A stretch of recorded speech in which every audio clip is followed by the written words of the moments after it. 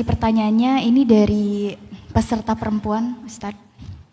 Assalamualaikum Ustadz, saya hamba Allah. Saya sudah tidak punya keluarga. Ayah, mama, dan semua anggota keluarga saya sudah meninggal. Saya tidak punya pasangan dan juga tidak punya teman. Saya tidak suka keadaan ini Ustadz. Saya marah pada keadaan ini, kepada lingkungan dan kepada Allah. Saya lelah Ustadz, saya mau nyerah. Saya nggak suka hidup di antara orang-orang jahat. Kok sedih? Tapi sebelum saya mati, bisakah tolong bantu saya supaya berhenti marah sama Allah Ustadz? Terima kasih. Saya jawab dengan angle pengalaman pribadi ya.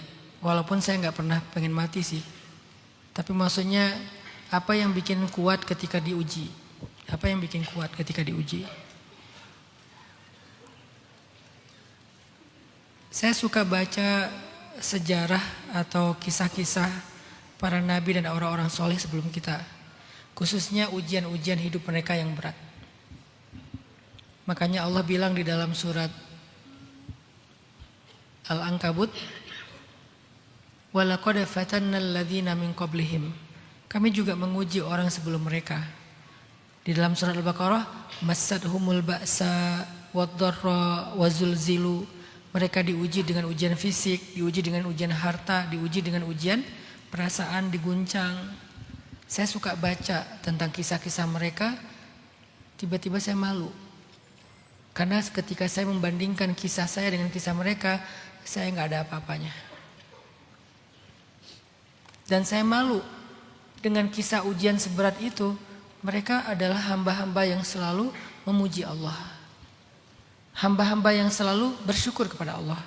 Hamba-hamba yang selalu berbaik sangka kepada Allah. Dan yang ketiga, akhirnya saya jadi tahu, dengan cara itulah ending dari kisah mereka itu adalah kebaikan. Para nabi, para solehin, ending kisah mereka itu semuanya baik. Kenapa?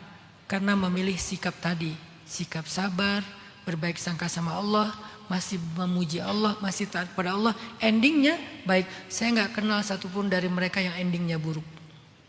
Hatta Sayyidah Asiyah yang dipaksa nikah sama Firaun, meninggal di tiang atau di pohon korma yang disalib, tapi meninggalnya dalam keadaan tersenyum karena Allah buka tabir hijab surga di hadapannya. Hatta Masyitah yang dibakar hidup-hidup, tapi kuburannya wangi ketika Nabi Isra dan Mi'raj. Hatta Habib An-Najjar yang ada dalam surat Yasin, yang dia bilang, ya laita qaumi ya'lamun bima ghafara li rabbi wa ja'alani minal mukramin. Ketika dia terbunuh gara-gara membela para nabi, dia meninggal di dalam kubur, dia bilang, aduhai seandainya kaumku tahu betapa nikmatnya hidup aku setelah mati gara-gara aku membela kebenaran. Aku pengen hidup lagi, pengen ngasih tahu ke mereka. Jadi orang yang syahid itu pengen hidup lagi, mati lagi, hidup lagi, mati lagi, saking nikmatnya syahid. Ketika saya baca kisah-kisah mereka, saya jadi malu dengan kisah saya. Oh, kisah saya gak ada apa-apanya dibandingkan Nabi. Lahir gak punya ayah, kemudian ditinggalkan ibu, ditinggalkan kakek, yatim piatu, gak punya saudara. Pamannya miskin, anaknya banyak sehingga harus survive sendiri. Menikah di usia dewasa, kemudian ketika lagi susah-susahnya istrinya meninggal. Sebelumnya setiap punya anak laki-laki meninggal, punya anak laki-laki meninggal. Setelah istrinya meninggal, anak-anaknya juga meninggal. Yang tersisa cuma Sayyidah Fatimah. Artinya Nabi juga sering akrab sekali dengan kehilangan. Belum lagi nabi-nabi yang lain. Nabi Ayub yang sakitnya sekian belas tahun. Nabi Zakaria, Nabi Ibrahim gak punya anak 50 tahun. Nabi Zakaria yang dibelah dua, digergaji.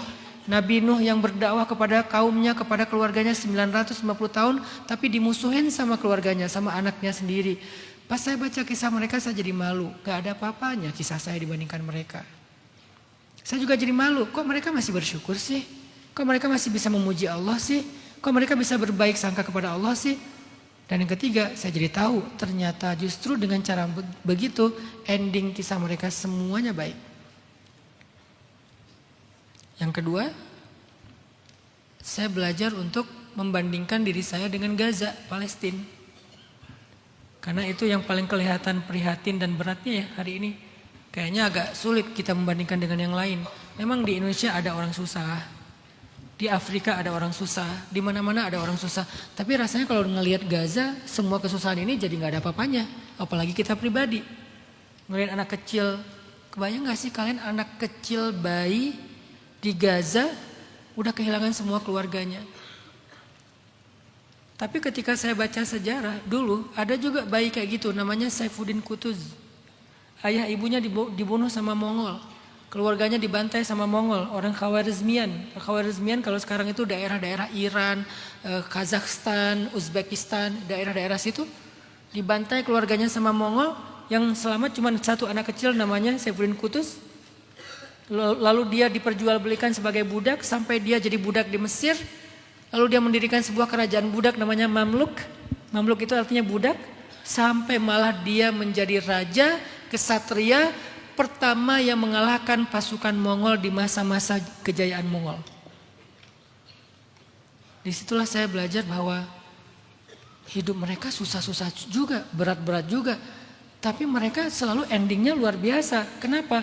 Allah selalu punya cerita. Ketika saya kehilangan ibu, awalnya saya marah. Kenapa? Ibu saya meninggal tsunami kan? Tapi begitu saya tafakur, emangnya siapa yang lebih bisa membahagiakan ibu saya? Allah atau saya? Saya marah karena saya ngerasa saya lebih berhak membahagiakan ibu saya. Kok diambil sama Allah? Saya belum lulus kuliah, saya pengen membahagiakan ibu saya kalau saya pulang. Kok diambil duluan? Akhirnya saya sadar Allah lebih baik membahagiakan ibu saya daripada saya. Salah satu bentuknya Allah ajak ibu saya pulang dengan diberikan pahala syahid, yaitu tenggelam. Disitulah saya ikhlas ridho. Oh Allah lebih baik. Belum lagi tadi jilbabnya tertutup, auratnya tertutup walaupun kegulung dengan ombak tsunami.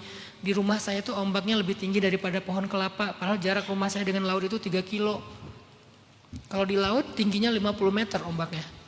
Kalau di rumah saya sekitar 17 sampai 20 meter ombaknya. Kegulung, di dalam ombak itu bukan air gini, airnya tuh gini kayak blender. Tapi jilbabnya tertutup. Harusnya kan kebuka semua, tapi ketutup. Allah menjaga aibnya. Oh di situ saya paham, saya ikhlas, saya ridho. Jadi saya sering membandingkan diri saya dengan orang yang jauh lebih berat, baik dalam sejarah yang ada di sekitar kita, sehingga saya ngerasa saya bukan apa-apa dibandingkan mereka. Tapi kalau saya bandingkan dengan orang yang lebih menurut saya kelihatannya lebih bahagia, saya akan berputus asa.